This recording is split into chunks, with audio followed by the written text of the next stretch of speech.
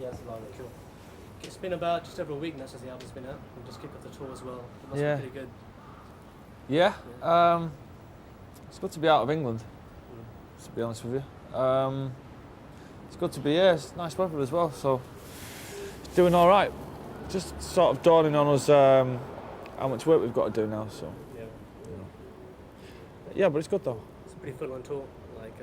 Yeah, well, it's not the way it's been put together. I'm not really sure where we're going. I was having a little look at the itinerary before we came out. It doesn't really make much sense to me, but I know that, I know we start here and we finish in England, and whatever goes on in between is whatever goes on in between. I'm not really sure about that anymore. But it seems to be a lot of little tours, as opposed to me. We do visit home quite a lot because of the kids and all that. So. Are they going to join you? No, too young. Mine's only 5 weeks old. So. Well, a life-changing thing, really, eh? Well, no, to be honest with you, 3 weeks after she was born, I left anyway. So it's didn't really get that much of a chance for it to. I mean, obviously, it's your daughter and all that, and there's a bond there, but she's not really got a personality yet. She does a lot of sleeping and that, so didn't get the time to get that attached to her, really. I was letting her mother do all the bonding first. I was rehearsing, really, Missing out on all the hard work. Yeah. All the smelly hard work, yeah. I was just to say, how does it compare to the start of the Be Here Now tour? Are you better spirits now? Can you work in? Or? It's quite a daunting task, really, starting off, I guess, isn't it? I think that the last time we took a lot of things for granted. I mean, before we'd even left Britain, we'd sold about 1.5 million records. By the time we got to Japan, we'd done about 4 or something like that. So this, we're doing all right up to now, but it's not. It's in no way as big as it was like 3 or 4 years ago. So I think,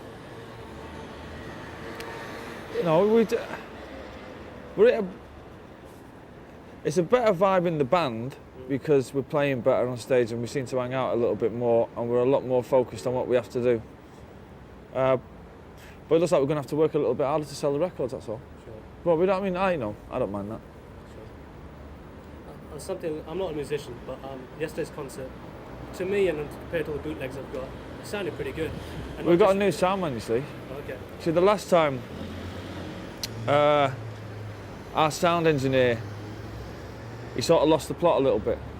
It was maybe a little bit too loud for its own good, really, but we seem to have got this guy, this Australian guy called Bruce, believe it or not.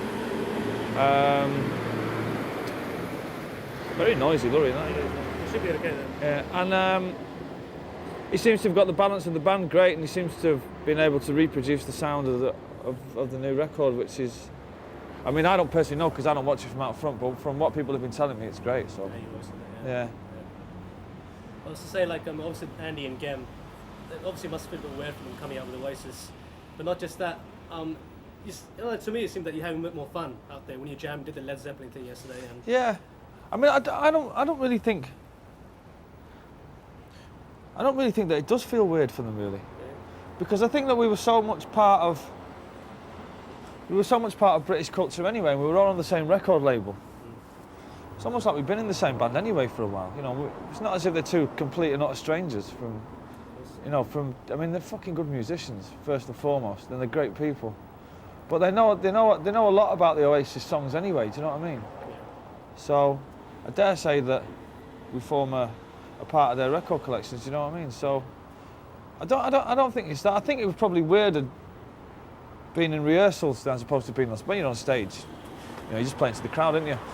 When you're in rehearsals, he's trying to get it right. We've been through all that now, and I think that by the time we get, I think usually the 7th gig is where it really starts to click. So it's the 6th gig tonight, and so the night after tomorrow should be a pretty good one. But I mean, all the gigs have been great apart from the one in Fukuoka where Liam lost his voice and that, which is a bit of a bummer. But I mean, the doctor did tell him to rest for 5 days, and he was singing 2 nights afterwards, so we can't really complain too much. That's talk about Liam, actually. talk about the studio. I mean, you've got to hand it to him. I mean, the future of the band did line a lot. I guess how he acted and how he acted for what the album was going to be, and he didn't drink, and he did well for himself. And so I guess he wrote a song as well. I mean, yeah. Well, he is looking after himself on the road as well, because it's like there's too much at stake these days. So if it was like 3 or 4 years ago, nobody really gave a fuck about anything, really. It was like, we're the biggest band in the world, no one give a shit.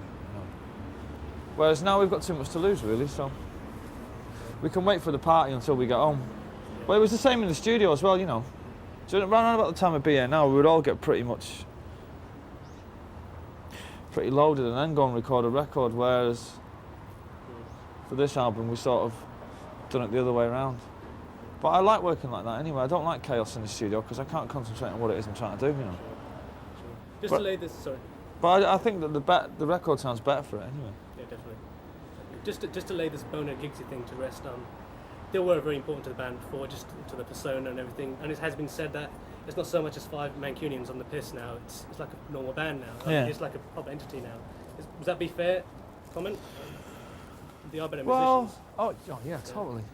I mean, in the case of what it's done is Gemma's taken a lot of the weight off my shoulders because I don't have to play lead guitar all the time, so I can concentrate on singing and playing rhythm guitar a lot more than I would usually do. And Gwiggs, by his own admission, bless him, could never play the bass anyway. So Andy's a far better bass player, but it was like they were right for the band at that time. But I don't think they were. I don't think it would be right if they were playing the. I don't know. This just feels right, And I think that if Boner and Gwiggs were still in the band, we wouldn't have been making another record after this, because it just become a bit stale for me. Yeah. Whereas now Andy and Gem have joined the group, and it's sort of breathed new life into us, really. And I think that we can only see positive things for the future. Whereas if it was just like the same old shit, just touring the same old band, it doesn't really hold much interest for me. Because it's like we don't really change that much musically. What comes out of the speakers is more or less, it's more or less rock and roll music, give or take a few drum loops. But it's still got 5 guys playing rock and roll, So at least the personnel has changed. So at least the next time we go in the studio, that's going to be different. So it's all looking good from a personal point of view. In a way, it would probably been easier if Boner and Giggs had left before the album in the studio, right? So then maybe Gem and Andy feel a bit more part of it. Yeah, well, it would have been, but like I say, these things are thrust upon you, and you just got to deal with them the best way you can. In an ideal world, they should have said before they left to go to France that they were thinking of quitting, and then we could have got somebody in. But I don't think it would have made much of a difference to the record because I played all the bass on it anyway, and most of the guitars. So I don't think, But I'm glad in a way that that now we're going to go and write some songs together, and as opposed to all the songs being written and them coming in and just playing on it. Yeah. It's going to be different when we go in the studio because we haven't written any of the songs yet. So I think the great thing now for Oasis fans, like the future of the band would be here now. You never really knew what was going to happen, but at least now. And all the critics are talking about how important this album sells, and this album really matters the future of Oasis. But you're already talking about the 5th and 6th albums. It doesn't really. I don't really like the. Yeah. See, the British press, they always talk about fucking sales figures and chart positions. It's not about that. It's like you can. I mean, sometimes it gets me down. It's like you can look at this one or two ways. It's like. People say we were really lucky to have a big hit album with Morning Glory, but the way I look at it is like we were really fucking unlucky because we've never been able to live that down ever since the day I wrote Wonderwall, man. It's like we sold 12 million albums once, and people should be saying, people should be great that a British band actually came that close to being as big as the fucking Beatles, but what it is they just use it as a stick to Beatles with, and it fucking gets on my nerves, to be honest with you. But it's never been about chart positions and sales figures. It's been about the fans, and if the fans like the record and we make enough money and we still have the enthusiasm after this 7-month tour to say, are we all still friends? Do we still want to make another album? And if the answer is yes, then it's a successful record. I mean, I don't care how much it sells. I don't really give a shit, None of us do. to be honest with you. I make good records, full stop. Whether you can't make people go and buy it, can you? Just to go back, let's talk about the album now, actually, and talk about the live thing. I was interested to see how songs like Gas Panic and Who Feels Love would be interpreted in the live stage. You did it quite well. Yeah. Have they been more challenging than the other songs? Because of new sounds. Well, the one I was worried about, or the two that I was worried about the most, was Go Let It Out and Who Feels Love, because of all the backward stuff and loops and stuff like that. Yeah. The main problem was convincing Alan to play, to a click track, because you're not into that at all. But we had a few sit-down meetings and chatted about it and said, look, we've got to move this thing forward, even if it's only a little bit, for the live thing, if anything. So I was worried about Who Feels Love and Go Let It Out. Gas Panic's just a rock and roll. I wouldn't say it's just a rock and roll song, but once we convinced the drummer that, to put a pair of headphones on is not, a betrayal of your talent, then he was fine with it. So I think that Sunday Morning Call and Where Did It All Go Wrong just look after themselves, and Gas Panic looks after itself. So I think it's a good set, to be honest with you. I would like to be doing Some Might Say, but Liam just can't sing it anymore. I was disappointed about that. Yeah, well, it's a shame, because that's probably the best Oasis song that we've got, that sort of in that 4.5 minutes. That's what it is, It's just, that probably says more about Oasis than any other song. But, he just can't, you can't sing the chorus anymore, and it's like, if it means him walking off stage every time he sings it, then it's best just to do Shaker Maker. But, the odd night we'll throw it in and it'll be extra special then, so. Yeah, I wanted to see how Gavin knew about the guitars at the beginning. I thought it'd be really cool. Yeah, well, we've done it, it was good because we were sort of bouncing off each other, but, so be it. We might have to, it might be a case that in the future we might have to drop it down a couple of keys for him to sing it. But, he's put so much into his singing over the last 5 or 6 years that his voice is just shot to bits, to be honest with you. Okay. So has he taken care of it? I mean, do you... Yeah, he's taking, he's not smoking as much as he used to, certainly not drinking as much as he used to, and he goes to bed at a civilised hour now, like everybody else. Okay. I think at first he thought that wasn't a cool thing to do. But if you can't do your job, then, it's as simple as that, because if he can't sing, then the band can't play. And it's all right me taking over and saying, I'll do the gig, but it then ceases to become Oasis, doesn't it? It then becomes the Noel Gallagher experience, and that's not what it's all about. Let's go back to the album. What were the most challenging songs in the album? Well, the most challenging one for me personally is the one I bottled out on, which was Roll It Over. When I got to the middle bit, where there's the guitar solo in, I couldn't think of anything to play whatsoever, and everything that I was playing was just a bit naff. And so I just gave up. And everyone was saying, well, we need a guitar solo, and I just passed it to my mate who was in the studio, and I said, look, you go play it. I can't play it. I mean, I can play it, but I just couldn't think of anything to write. So he said, what do you want it to sound like? So I said, Pink Floyd. Yeah. So that's what he done. But I haven't got a problem with that, As long as I write the songs, I don't give a shit who plays on them. But I was most happy about Who Feels Love and Go Let It Out when I heard them coming out of the speakers, really.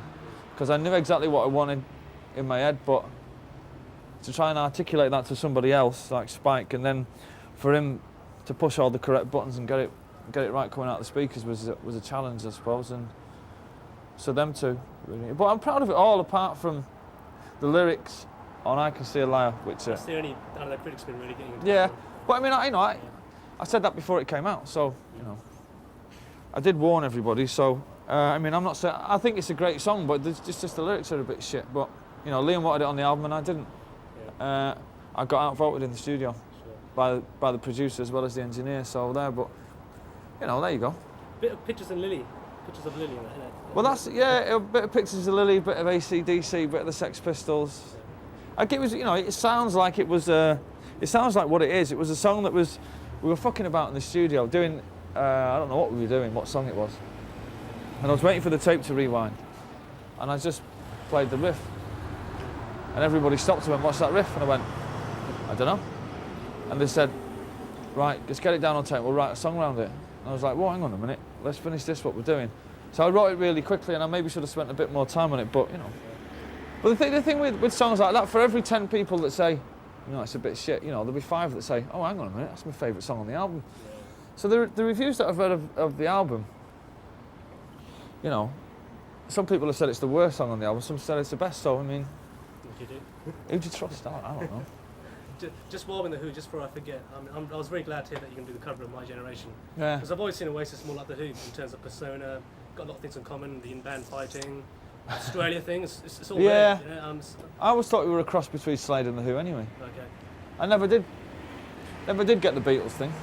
I think that all stemmed from a version of I'm the Walrus we've done years ago, and then it just carried on from there, really. Yeah. I don't even think we sound remotely like the Beatles. I think on 2 tracks, Whatever and All Around the World is the only time we've done the Beatles thing. Well, that's about it. The rest of it's all just rock and roll music. Just on the B-sides, rock and share, that's about it, right? Yeah, or maybe the master plan is maybe a bit Beatles-esque, but... You see, but when, like... See, the thing that I don't understand is, you know, like... When Radiohead put the little bit of Sexy Sadie in Karma Police, you know, everybody says that, you know, he's a genius. Now, when I put a little bit of Dear Prudence in Who Feels Love, it's called pastiche, you know what I mean? So you're honest. People just don't fucking like me anymore. I've done something. And I can't quite work out what it is, but there you go. But of course you'll find out that if we listen to everybody's music, especially British bands, there's always a little bit of the Beatles in there somewhere, but I just get caned for it all the time, which is it's a pain in the ass for me, but what can you do? As long as the fans turn out. Yeah. So just go back to the live thing as well quickly. How do you feel like singing the old songs like Rock and Roll Star and everything? I mean, because you have moved on. But I love it. Yeah. I think, to be honest with you, you know what the problem with because the last time we came out on the road in '97, we were doing 8 songs off Be Here Now. It's just a ridiculous thing to even attempt to do. You know, it's like, I mean, we're doing 5 on this tour of the new album, and I think that's 1 too many, you know, to be honest with you. See, because like, people want to come for people are going to buy your album. No one's going to come and pay. All these gigs were sold out before the album come out anyway. So nobody's coming along and they're thinking, well, I'll buy a ticket for the gig and I'll see what the new songs sound like, and then maybe I'll go and buy the album. It's not fucking about that with us, you know. It's like people want to come and they want to hear Don't Look Back in Anger and Rock and Roll Star and Supersonic and Shaker Maker, because it reminds them of 5 or 6 years ago when they met the girlfriend, or when they got married, or when they had their first child or something like that. You know, these are life-changing songs we're talking about here. So I think there's a duty to play them songs. I don't think you should play too many new ones anyway, especially if they're not as good as the old ones. the band remain unnameless, but they've actually said, a very famous British band, that they're not going to play any of the singles anymore. And like, I kind of thinking, well, I don't know. I mean, it's probably just digging their own grave, maybe. Yeah. That is ridiculous. That's just ridiculous. I mean, it'll be like. So what are they going to do? Play their new album every time they go out in order? Pretty much. It's fucking stupid. I mean, if you want to go and hear somebody's new album, right? You got the record, so you buy it, you put it on your stereo where it's nice and it's, you know, and you get a nice good sound out of it. Gigs are nights out. Gigs are things to get drunk to, jump up and down in the air to, you know. I think whoever that was, I don't know who you're talking about, but whoever it was, I think it's ridiculous. Okay, last time I spoke to you, and I knew you were just pissing around, but you told me that lyrics were rubbish and that the melody really counted. And for the first 2 albums, that's certainly the case. Anyone who wants to see anything deep in the first 2 albums doesn't get it, really. But obviously now, you have moved on, and lyrics, these are your deepest lyrics. Yeah.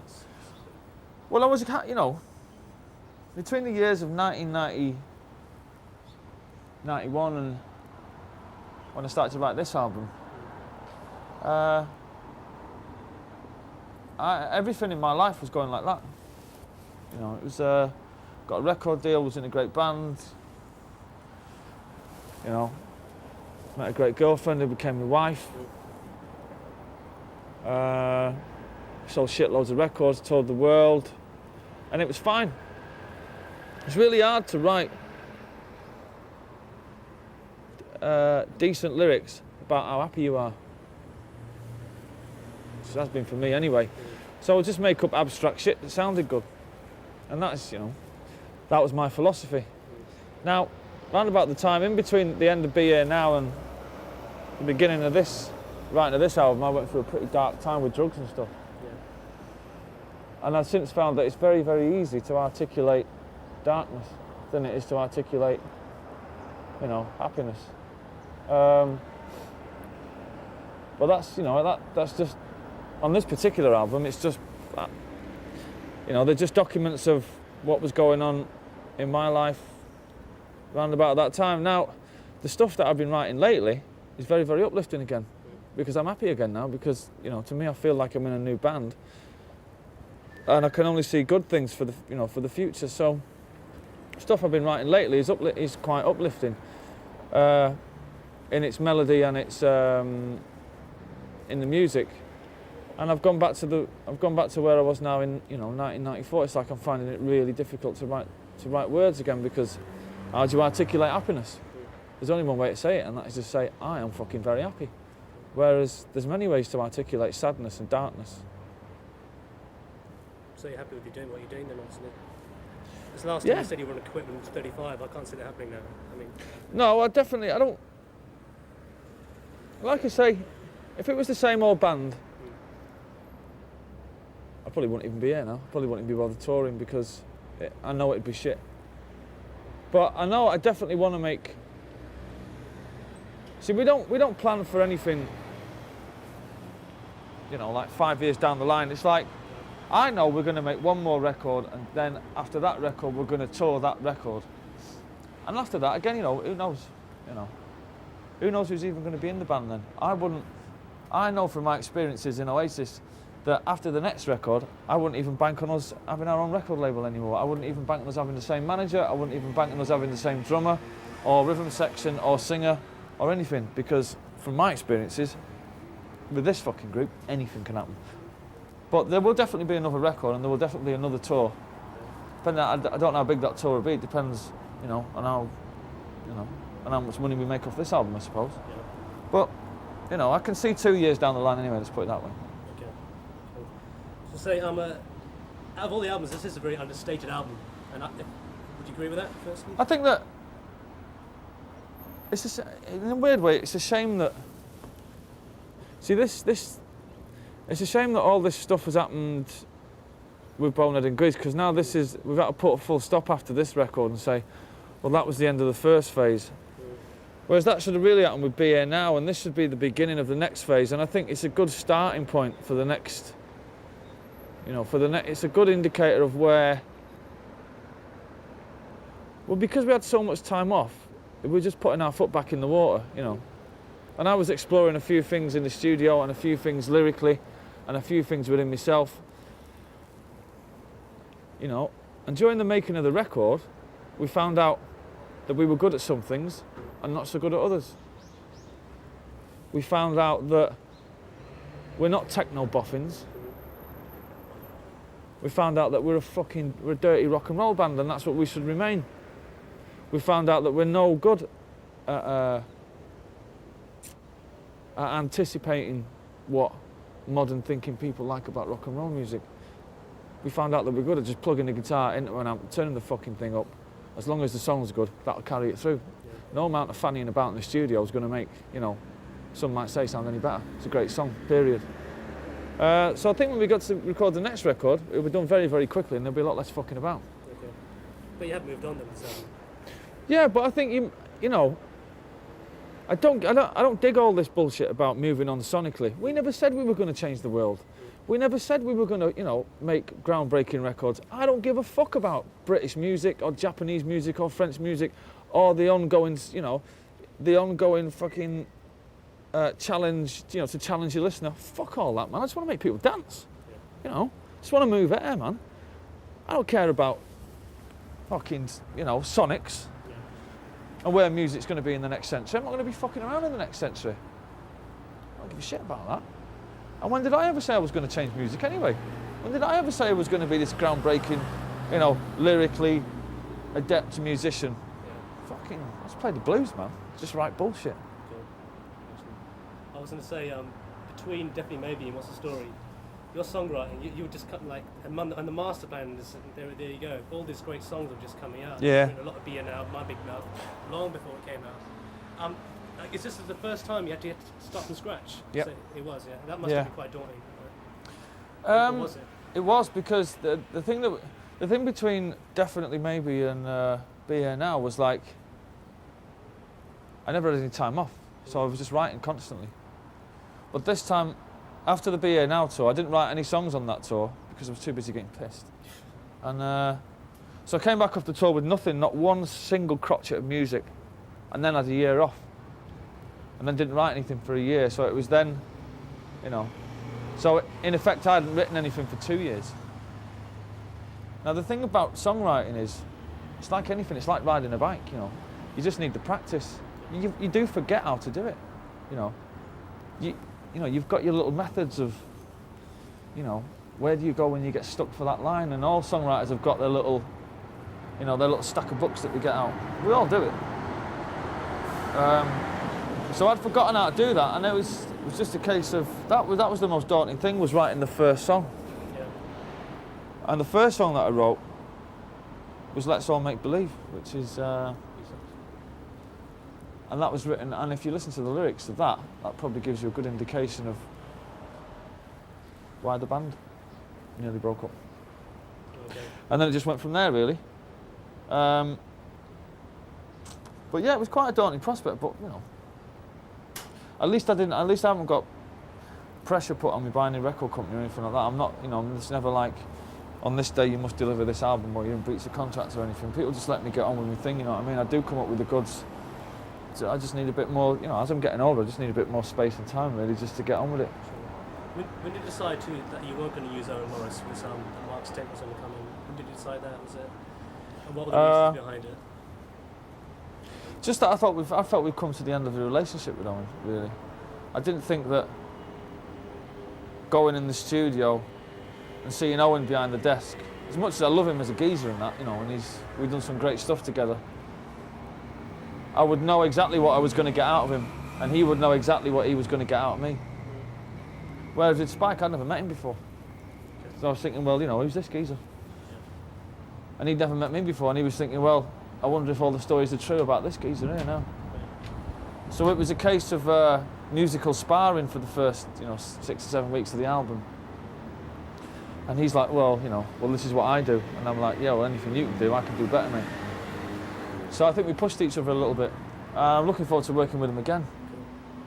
But, you know, Owen was brilliant for that time. It was the same as Griggs and Boner, they were great for that time, but, you know, just, you know, shit's got to change every now and again, you know what I mean? Keep it happy, you know what I mean? Yeah. Go Let It Out, I've heard you talking about it. It could easily have been on Definitely Maybe if it was maybe produced differently. Yeah. But that could be the last of its kind. Just, I don't know if you've hinted at, is that, do you know what I mean? Wait till you hear the new stuff, mate. Yeah. I've written, I'm halfway through the third song of the next album. And so the two that I've written have got lyrics finished, demoed and everything, and they're just fucking absolutely rocking. One of them is the biggest glam rock track you're ever going to hear ever. It's got the biggest backbeat of a fucking song I've ever heard. The one after that is a proper Oasis anthem, proper one. And the one that I'm writing at the moment is just like filthy, dirty Stooges meets fucking Black Sabbath, heavy rock. But all air-punching anthems. None of them are like, you know, it's more like that. So let's just hope there's fucking people around to listen to him. Have you written anything with Gem or Andy yet? No, Andy's written a song that him and Liam are working on. But I think that's Andy's song. Gem was doing something in the dressing room the other night, and I flipped him a couple of chords. So, you know, but you can't, you know, I don't think you can't force these things. I think that it's just going to be after. If it's going to happen, it's going to happen. You know, I don't think they'll be put in the diary. You know, oh, today must write a song with Gem and Andy. But I know for a fact what happens when five geezers you know, when you get in a recording studio and all the guitars are laying around, the drum kit's there, shit happens. You know, it just so happens that for the past 8 years, every time I've gone in a studio, there's just been me there. The rest of the band, they don't express any interest in songwriting. But you know, Andy and Gem will, I know they will. So I think that something. Let's say if it's only one song that's a B-side, that's a good thing, you know. And say if Gem only writes 2 songs by himself. And say they don't even go on the album. It means that I don't have to write 2 B-sides that might go on the album after that. Do you know what I mean? So it's all good. It's all good. Just got to change tapes with it. Promise you that. You're having difficulty conveying in words what you really want to say in a song. And would you have been able to write this album 2 years ago, lyrically? I'm talking about. No, yeah? I feel with my songwriting, it's very with the lyrics anyway. It's very hit and miss, you know. But I have to say, in my own defence, that Slide Away, Cigarettes and Alcohol, Live Forever, off the first album, are just fucking fantastic lyrics. I don't give a shit what anyone says. And Supersonic, and it's utter stupidness is just fantastic. Now, on Morning Glory, Cast No Shadow has got fantastic lyrics. The rest of the lyrics on that album, they work as a musical instrument. On BA now, none of them have got any good lyrics apart from maybe Magic Pie, and that's about it. But you know, when I'm good, I'm good, and I'd have to say to these bands, you know, they're all these young fucking guitar bands in England, they're always slagging me off, and I always just say, look, fuck off, go and write Live Forever, then fucking come back and let's talk about it in 5 years. You know, go away and write a B-side like The Master Plan, and then come and talk to me about your lyrics. Go away and write a song about a Wonderwall, you know what I mean, that changes people's lives all around the world, and come back and talk to me about lyrics. You know, I'm allowed to slag my lyrics off, you know, they're not, man. All these little pups in these bands are like, yeah, you can't fucking write lyrics. It's like, yeah, but you know, it's a good job that I can't, because if I was any fucking good, I'd be bigger than John Lennon. You fucking lucky I'm not, do you know what I mean? I'd be the biggest star there ever fucking was. It's a good job I'm shit. I remember the last album, the only one song, there wasn't a Don't Look Back in Anger on the last album, and Sunday Morning Coal is, I think it is. Do you find the ballads easier to write than high tempo numbers? I find each song equally, you know, I don't really like, you know, I can't say I like up-tempo songs or slow songs. I do tend that I find to write more slow pieces of music, which I've now started not to bother recording anymore, because I want to keep Oasis like a, you know, a high-energy rock and roll band, really. But I do find it easier to write slow pieces of music. It's just because I'm quite a laid-back geezer, and when you've got an acoustic guitar, I'm not very fucking angry about stuff, you know. I just tend to be quite plaintive and write songs like that. But so I've got a lot of slow music knocking about, which I'm not even going to bother exploring. You know, I'll just stick it on a cassette somewhere, and I'll probably use it for solo stuff in the future. But it just depends what mood I'm in, you know, to be honest with you. Yeah. But in the case of Don't Look Back in Anger, I don't really think that was that difficult to write. As long as I get the first line, I'm all right, I'm away. Getting the first couple of lines is the most difficult thing. But it's only just dawned on me when we're talking about that song, how good that fucking song actually is, since we've come back out on the road after 3 years. When you get to that, that's, you know, I mean, to be honest with you, we always used to start in a different way. We used to start with this big fucking electric guitar, and it was just like, we used to play it too fast, and it was, you know, it was all over the fucking place. From what the stuff we've done now, as soon as you hit that piano intro, the place goes fucking ballistic. I mean, the first night we've done it, on the first, in Tokyo, it's like, you know, it's like, bloody hell, man. It's a fucking good song. Even though the lyrics don't really mean anything, do you know what I mean? It's just the feeling of it, you know. Your voice has never sounded better, actually. Well, I've taken a lot. I mean, the main thing to look for is see how many amps I'm not using. You know, on the last tour I was using 4 Marshall stacks. I was using, it was just outrageous, you know. I wanted to be Pete Townsend. Whereas now I've got 2 little tiny amps, and I used to have them sort of like, you know, these big stacks. I used to have them backed up right against my back so I could, you know, so I could feel it. Now I've got 2 little amps, and they're across the side of the stage. I can actually hear what I'm singing now, you know. And that's why, you know, I just think that we had to, you know, sit down and rethink the whole live thing. And we were like, you know, because we always had it in our heads that we were the loudest fucking rock and roll band in the world, you know. It was just youthful bullshit, really. But the singing was always suffering, you know. So I think that, you know, it's better than it's ever been live-wise, I think. Last time we had Stay Young and Going Nowhere. And as with any Oasis album, it's a B-side, which I look forward to as well. Which one stand out? We've got Lesser Make Believer, he talked about that, Cigarettes in Hell. Anything else coming out? Yeah, there's a track called One Way Road, which everyone seems to like. Again, it was another one that was just... Have you heard it? There was another one that was made up in the studio, but it's another coming off drugs song. But it's quite uplifting. Again, it's very slow and it's quite country-esque, but it's a fucking great song. And there's a version of Helter Skelter, which we recorded back in 1996, which we just got round to mixing the tapes for, which is it's very much old Oasis, does the Beatles. There's a track called Carry Us All, which is,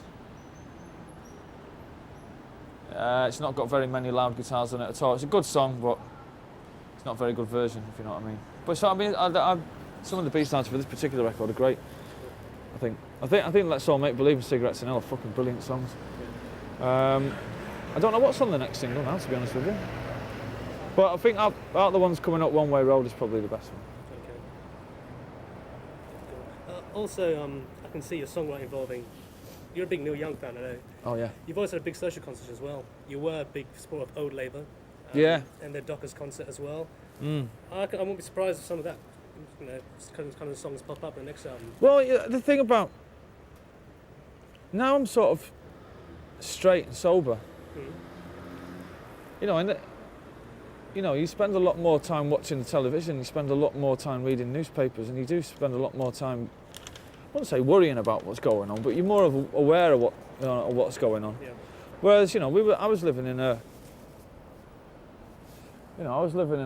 plastic bag that was just full of fucking Charlie and booze for the last 14 years, really, if I'm being honest. I started taking drugs when I was,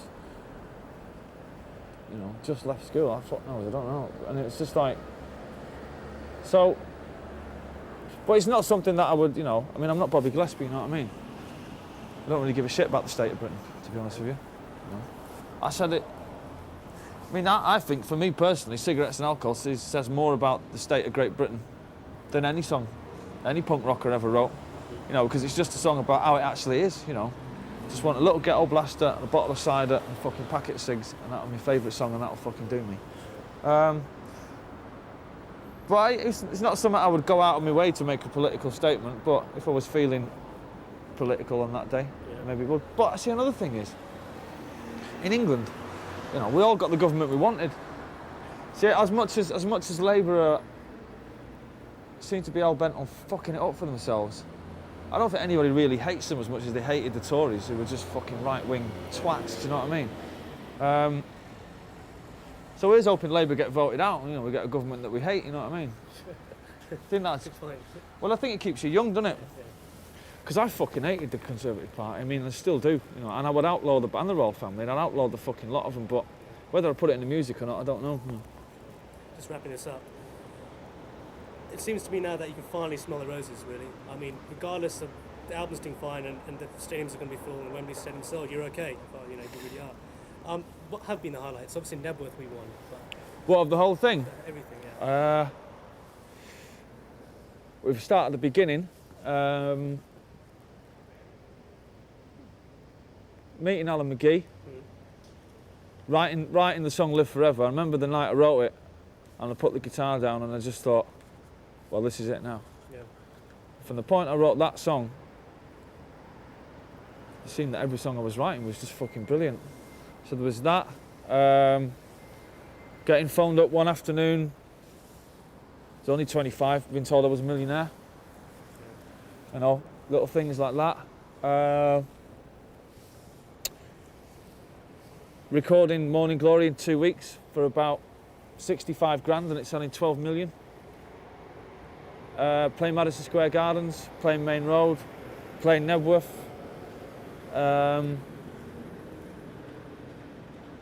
Just, all of it. Well, when I look back, I think,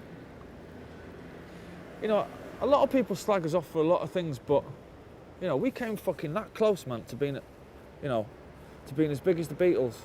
It was only that close. If we'd have put out a decent third album, say if this was our third album, I think you'd have been talking about major league fucking rock and roll stars, man.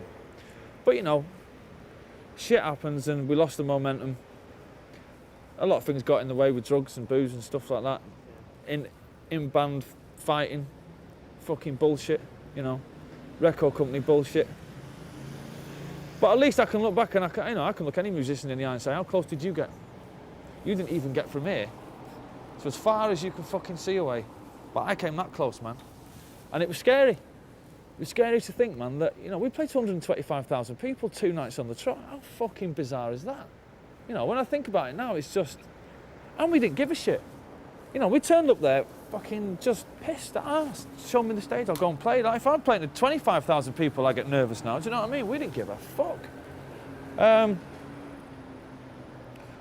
think I look back on it and think it's a good job that we didn't give a fuck, because we probably have more grey hairs than I've actually got now. You know, we just didn't give a fuck. You know, but you know, like I say, we've done our bit, man. We've done our bit. The Smiths done their bit. The Roses done their bit. The Sex Pistols done their bit. The Jam done their bit. And the Beatles done their bit. Who else is going to do their bit? I don't fucking see it at the moment. You know, I think we should just be left alone now to make some great music and just grow old gracefully. Whereas, you know, I think people in England will always want us to be Liam and Noel, fucking yeah, and who fucking wants it, cunt face, you know. But I'm 32, you know, by the next time I put out a record, I'm going to be 35. I just people just let me get on with fucking, you know, just being a man. I'm not a boy no more. You know, I'm good at what I do, let's just leave it at that. I was great. I might be great again. Who knows? And the last question. The Rolling Stones and the Beatles, they had Chuck Berry and Little Richard. How much did you listen to Little Richard and Chuck Berry? Yeah, well, Little Richard and Chuck Berry go straight through to Steve Jones from the Sex Pistols. You know, I don't know. It's all just the blues, isn't it, at the end of the day, but you know, and it all goes back to Mississippi in some way, doesn't it? You know, if it wasn't for you know, for black geezers playing guitars, they invented rock and roll, didn't they? Because you know, because Elvis Presley sold it to the white kids, you know, who then sold it back to the American white kids, who then bought shitloads of it, and then, you know, then we came along, and we're still buying it. But yeah, you know. Well, Steve Jones was my Chuck Berry, you know. And I don't know who my Little Richard was, though. Townsend, was it? Oh, Pete Townsend, yeah. I mean, if we're talking purely guitarists, then, you know, it goes Steve Jones, Pete Townsend, John Squire, Johnny Marr. Definitely. I would, just as a guitar player, I would love to be a cross between them 4 or 5.